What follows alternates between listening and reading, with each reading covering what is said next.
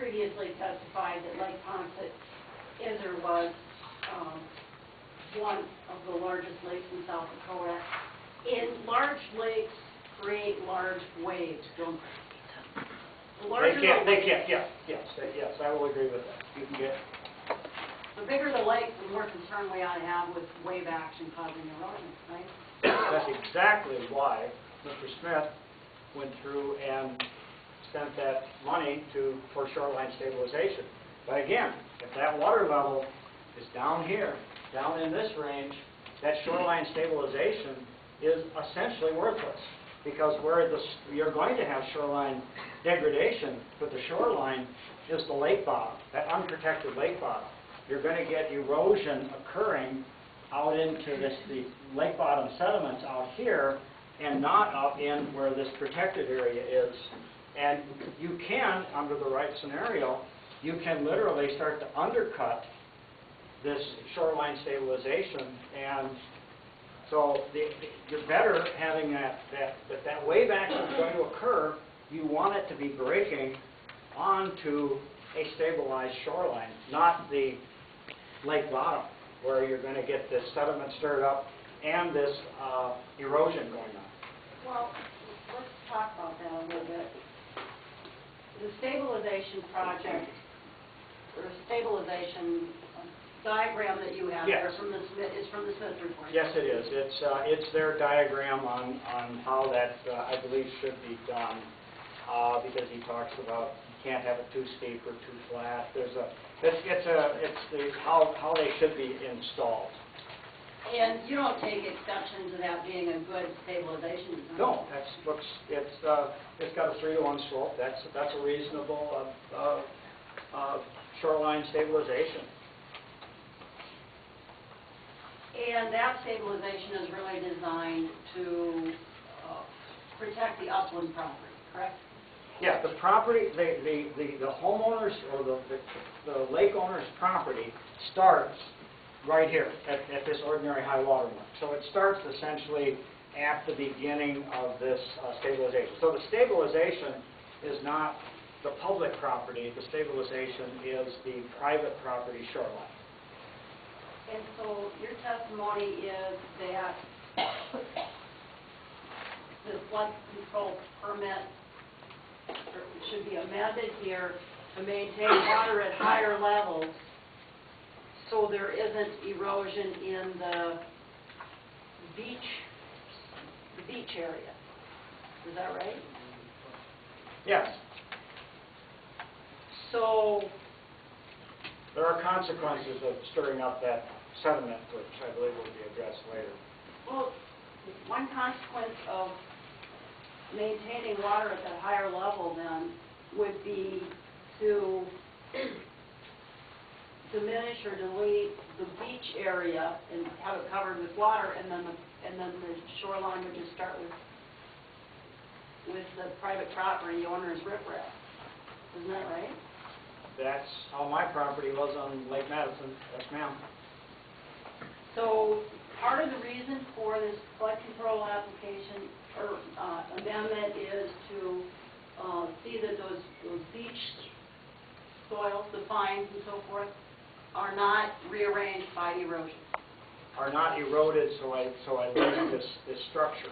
Now, keep in mind that if I want to put my boat dock in, and I have a certain limit on how far out here I can put my boat dock, or out into the water where I can put my boat. So basically, you're going to have your boat dock start up in here, and you're going to go out where you can have your boat out here, but you're assuming that there's water out here. And you can't have a boat dock that goes out literally hundreds of feet if that's where this water level is when it's down here 5 feet below. I mean, you're essentially you have denied the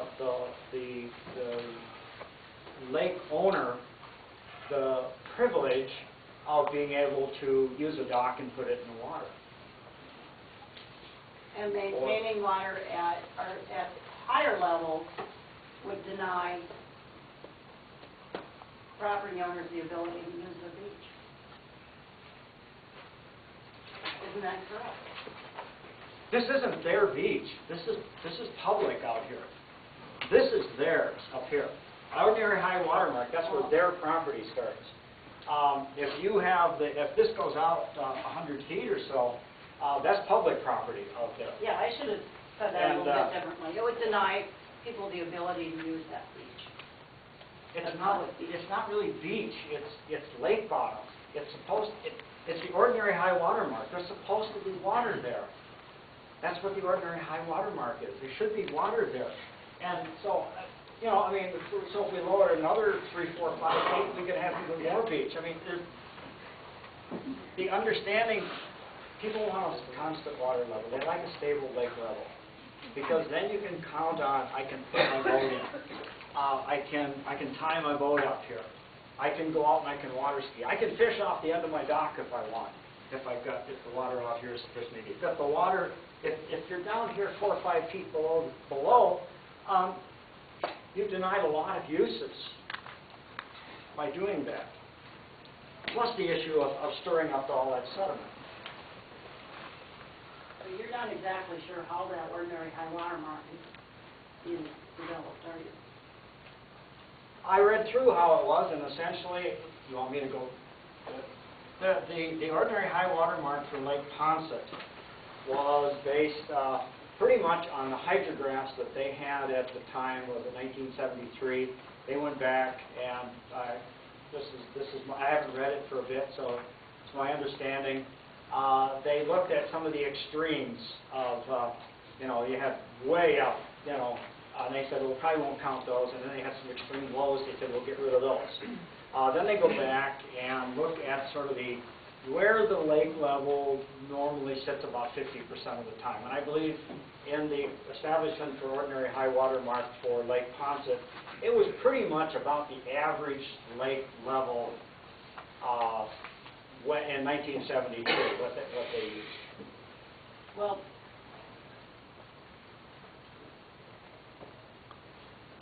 are you aware that an ordinary high water mark is understood to be the place at which the beach soils end and the upland soils begin? Beach soils end? Oh, no, I'm not. I know there's several.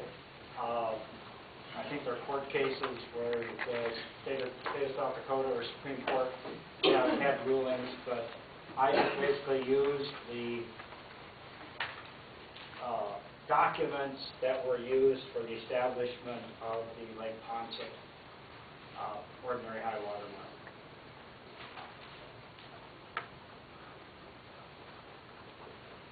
The pending application seeks to put water through the flood control gates from the Big Sioux River as early as March 15th, correct? I believe that's correct. And if that had happened, if water had gone through those floodgates in March 15 of this year,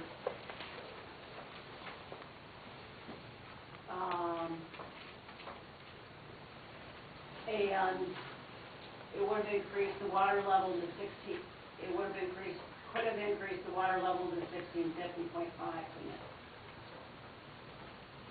I haven't done the calculations. I can't answer that definitively without actually sitting down and now based on, I don't know what the flow was. I mean, I don't know. Do you know when the ice came off? When the ice came off the lake? I do not. Well, you know it was well after March 15th. Okay. You agree with that? Okay, I'll agree. I actually do not know when the ice came off, so I can't disagree. And if you put